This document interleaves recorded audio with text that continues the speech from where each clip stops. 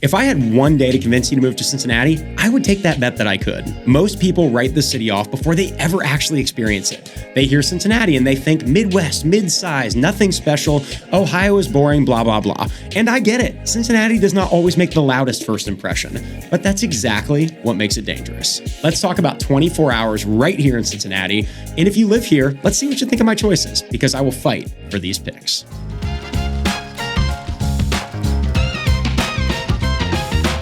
Hey, my name is Danny Barron, and I'm a realtor and the founder of the Barron Group right here in Cincinnati. And if you're looking to make a move, we would love to connect with you, and our contact info is below. Look, I'm going to be honest with you. This city is not perfect. The gray and snowy winters alone are enough to make you question your life choices. But here's what I know after living here for my entire life. Once you actually experience Cincinnati the right way, you might just love it. So today, I'm walking you through one full day here. This is not a list I pulled off of some travel blog. This is genuinely how we love to spend our weekends. I'm going stop by stop, and at every single one, the question is not just what are we doing or eating. The goal is to show you exactly what your life could look like here. Let's go. Number one, we are starting with coffee. This is a non-negotiable and your boy cannot function without it. And my spot to kick off the perfect Saturday is RedTree in Oakley. But before we can even talk about the coffee, I want to talk about neighborhoods like Oakley for a second, because this is something that genuinely surprises people about Cincinnati. The neighborhoods here are not just zones on a map. They each have their own identity, their own energy, and their own version of what living in Cincinnati feels like. Oakley, for instance, is walkable and it feels alive. Young professionals and families alike are coexisting without it feeling forced. You grab a coffee, sit outside, and pretty quickly you're already thinking, I could see myself here. Now, if you are more of a downtown city energy person, let's swap out our morning trip to RedTree for deeper Roots or Collective Espresso downtown. Excellent coffee and vibes, completely different atmosphere. And this is the first thing I want you to recognize here because it matters for the rest of our hypothetical day together. You can completely change your environment in this city in about 10 to 15 minutes. Whatever your version of a great morning looks like, Cincinnati has a neighborhood that delivers it. We haven't even ordered breakfast yet, and that's already true. I'll make sure to give you multiple options for each of our stops along the way. Number two, we are rolling into breakfast, and this is where we highlight some of Cincinnati's best. If I am picking one spot, I'm going to the Echo in Hyde Park, a classic diner and packed every weekend. This is the kind of place where you walk in and immediately feel like you've been coming here for years, even if it's your first time. You're getting pancakes or French toast, and this is not the meal where you make responsible choices. Just commit and leave happy that you did. But here's what I want you to actually notice at this stop. Look around at the people in there, the regulars, the families, the people who have clearly been coming to this specific diner for a long time. That's not just a food thing, that is a community thing. And Cincinnati is really good at building that. Now, if you want something lighter or more modern, Sleepy Bee is gonna be an excellent option. Local ingredients, a thoughtful menu, and completely different vibe than the Echo. And I can't fail to mention it, for a full classic diner experience, hit Sugar and Spice. Wispy thin pancakes, omelets the size of your literal head in a loud and fun atmosphere. What a great spot. Make sure to grab some rubber ducks. Now, this is definitely not just a food list. So for number three, it's time to get outside. We're going to Smale Riverfront Park. And when you get there, I just want you to stop for a second.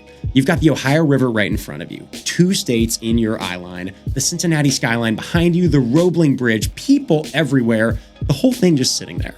Then you likely say some version of, wait, this is Cincinnati? That's the moment when it actually clicks for you. This is a city that has no business looking this good, and yet here we are. Hey, if you don't want to hit Smale, no worries. You have great options. And if you want energy and culture, Findlay Market is the move. Ohio's oldest continuously operating public market, local vendors, international food, a crowd that genuinely feels excited to be there. It's one of those places that captures exactly what Cincinnati is about. And if you want to move a little more, switch it up and hit the Little Miami Bike Trail. Miles of paved trail along the river, ride, walk, stop in Loveland. You're going to have a great time. And finally, if you want to completely disappear, hit up the Cincinnati Nature Center.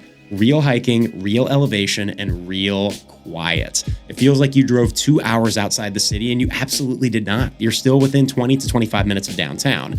And this is the thing I want you to hear. You do not have to choose one version of your life here.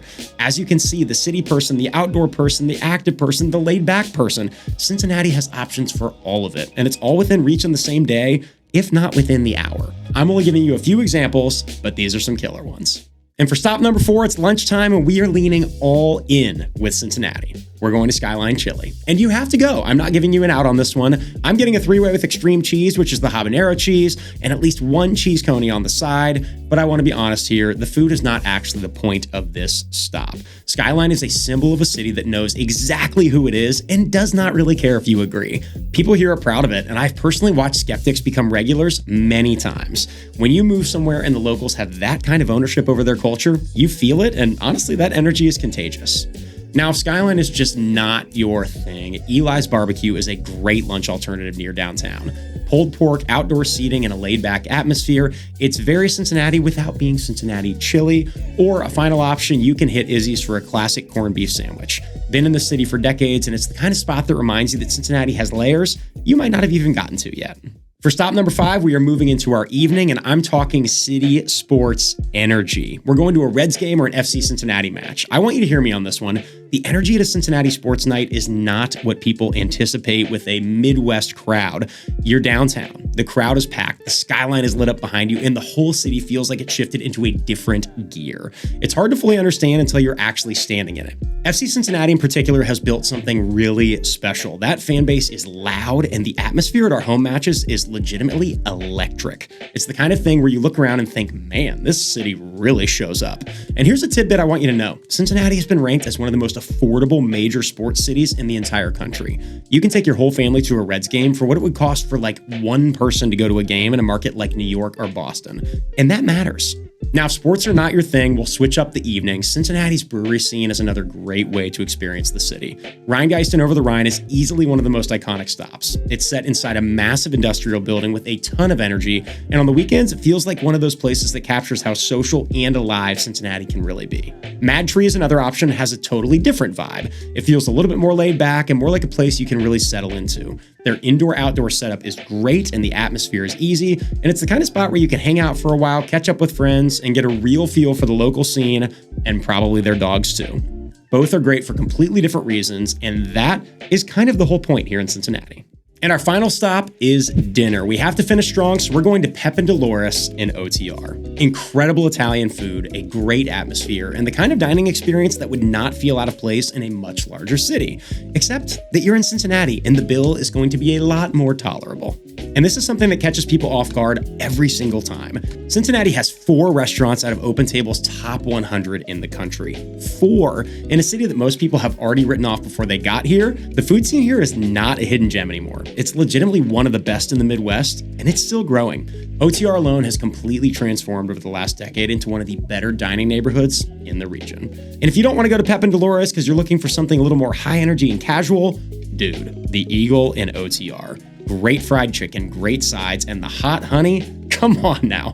I would like to have words if you don't like the Eagle. But if you want something more classic and iconic to Cincinnati, the Montgomery Inn Boathouse on the river. Locals have been going there for decades, and it's one of those spots that really means something here.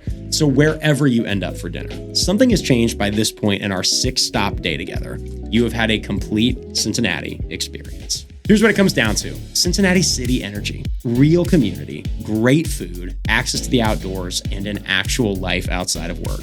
You can build all of that here without the chaos, without the cost. And yeah, there are downsides. I already told you that. But what you get in return is a city that is genuinely easy to build a great life in. And once you feel that, it's hard to walk away from. I hope you enjoyed your 24 hours in Cincinnati. And if you're exploring a move here, the link to reach us is below and in our description. We would love to connect and help you with that. And if you're a local watching this, I would love to hear from you. Drop it in the comments below. Tell me what I missed and what I got wrong. We can absolutely disagree on it, and I'll enjoy every second. Okay, get out of here. We'll see you in the next one.